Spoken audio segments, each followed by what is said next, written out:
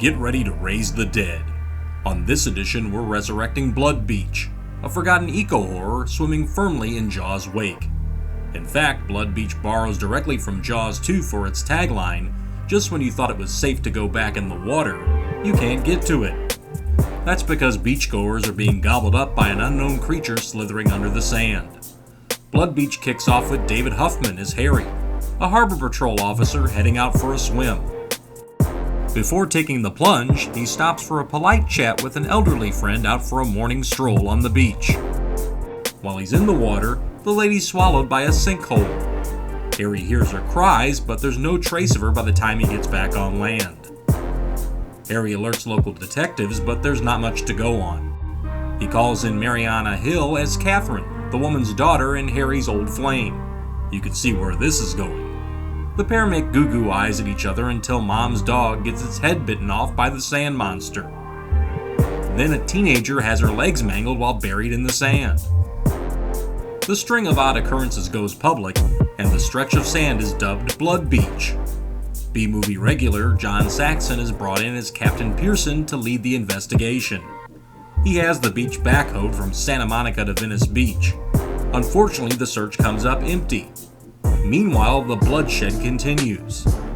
In a bit of poetic justice, a would-be rapist has his winky whacked. A treasure hunter discovers far more than he expected, and Harry's current gal pal follows a windblown sun hat to certain doom as she's swallowed up on the way to the couple's dinner date.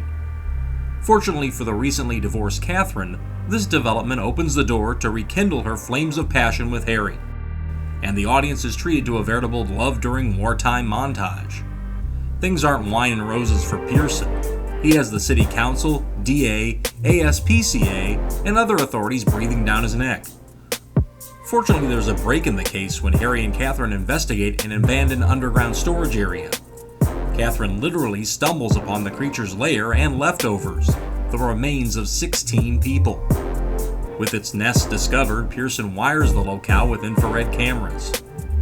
Dr. Demetrios, the biological expert, suggests that the creature will return to its home, and they can safely get a look at what they're dealing with.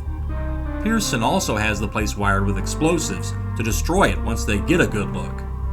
Unfortunately, Pearson's not around when they do, and the impulsive Sergeant Royko is. Played by character actor Burt Young, Royko is a street-smart and, little else, Chicagoan fish out of water. When the creature appears as a cross between a sandworm and Venus flytrap, the doc, played by Stefan Girash, calls for Pearson and warns that the curious zoological specimen might have regenerative capabilities. Royko's seen enough and slips out to push the plunger, blowing the monster to smithereens. But as Demetrios questions, what happens to those smithereens? In the aftermath, Harry takes Catherine home to San Francisco while the beach is reopened to the public.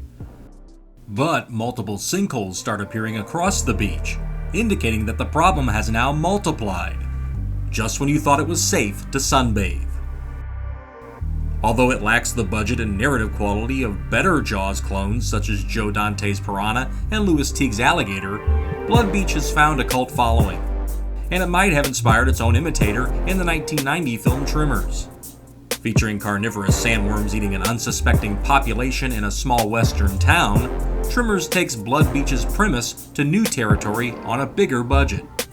Blood Beach isn't great, as evidenced by the visible boom mic darting in and out of an extended scene and the low ratings it often receives. While it lacks a consistent protagonist to hang its hat on, Blood Beach boasts a capable cast and provides an interesting twist on the oft-imitated Jaws narrative. Interesting enough to spawn a superior film 10 years later, but not popular enough to remain in print. Horror fans will need to do some digging to locate a VHS copy or pirated stream, but don't be surprised when its eventual reveal, like its monster, is somewhat underwhelming. Like these films? Hit subscribe and turn on notifications for future episodes.